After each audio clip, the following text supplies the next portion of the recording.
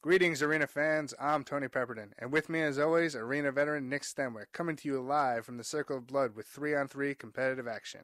Tonight's match, T-Dog, is a face-off with two teams with a lot of history. That's right, Nick. Now let's send it down to Jenny LaRue on the arena floor and learn more about the two teams. Hey, Jenny, what can you tell us? Thanks, Tony. Well, guys, tonight's matchup features two of last year's most dominant arena teams.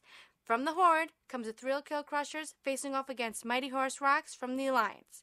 Both teams have had rocky starts this season. However, with a grudge match like this so early on in the season, it might just be what either of these teams needs to ignite a hot streak.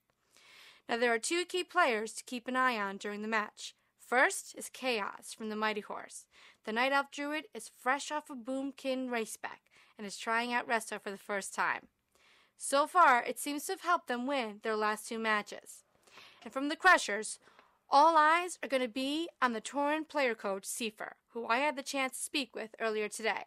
Seifer told me his sights are going to be set on Paper Cat, the Horse's Gnome Warrior and team captain.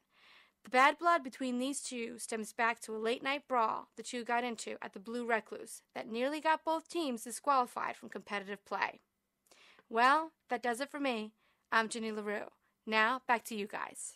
Now it's time for Nick Stanwick's keys to the match. Nick, what do these contenders need to do? Well, T-Dog, my first key is patience. It's one of the most important things in an arena match. You don't want to go running out there and be stuck all alone in the middle of the field of strife and have three other attackers on you and no one to help you out. I remember one match I got lost without a healer, and whoa, let me tell you, that was over fast.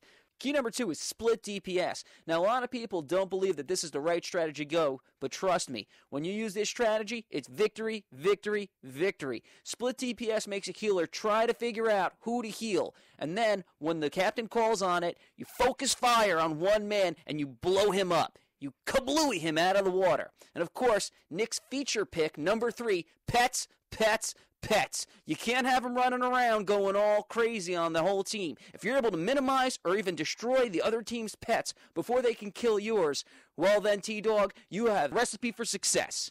Nick's keys to the game are brought to you by Timberline Arms. Timberline Arms. Swords, staves, daggers, and more. If it doesn't say Timberline, it's a piece of crap. Looks like we're about to get underway. And here we go. Solera heads left, Seifer heads right, Falcon dragging behind already. Lagging horribly. He's got to be in there. Seifer far right with Paper Cat.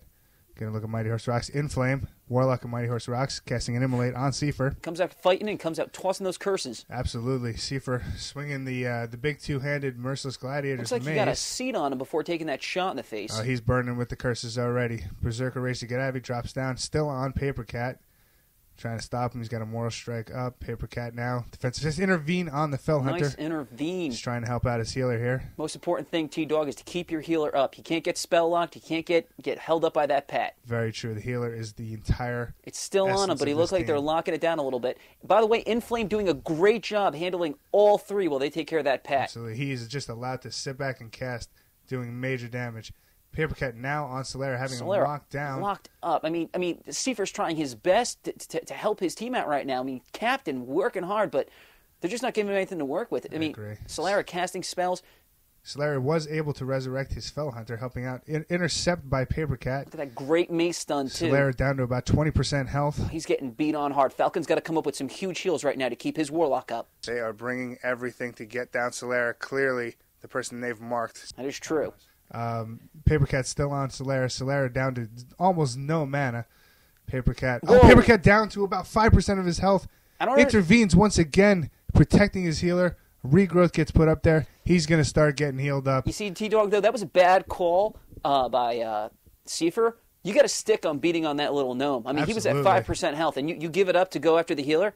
I don't believe that you should do that. When you get an opportunity, you just have to take somebody Solera out. taking some heavy hits. He's got to get out of there. Falcon's got to get a heal on him.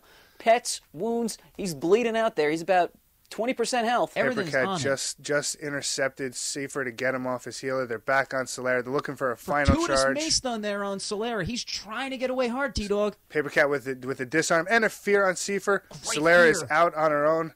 And she's down.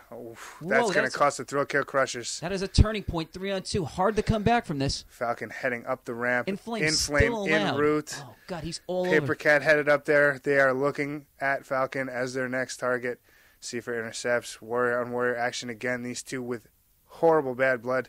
This is just a great captain versus captain battle we got going here. Wait a minute. Falcon has just left the match. You sure it wasn't a disconnect? I don't know. That looked intentional to me. Right after that, Paper Cat put on her paint stick, and down goes Seifer. He didn't stand the chance after that. You can't. When it's 3-on-1, T-Dog, what you got to just do is batten down the hatches and take it like the man you are. You got to give him credit for fighting it all the way to the end. That's a true warrior. Well, that's good captain. That's a great example of a great captain there. I mean, they're going to have a lot to talk about in the locker room later today there, T-Dog, because, you know, when you have a guy that bails out on the rest of the team, it's really hard if you want to go through the rest of these arena competitions with somebody that's not going to give it their all. I mean, you need to be exactly there 100% of the time every match. That's a great point. You have to be a team. Everyone has to be there for the one main goal, which is to win. And now for our post-match wrap-up, brought to you by Duncan Textiles, located in the Maze District of Stormwind.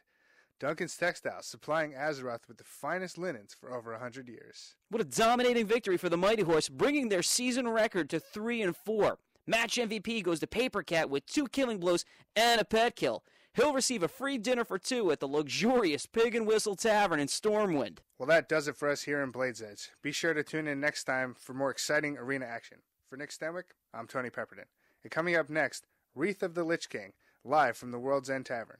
Wreath of the Lich King, Elling Trias' new Wintervale comedy chronicling the life of Arthas, Prince of Lordaeron.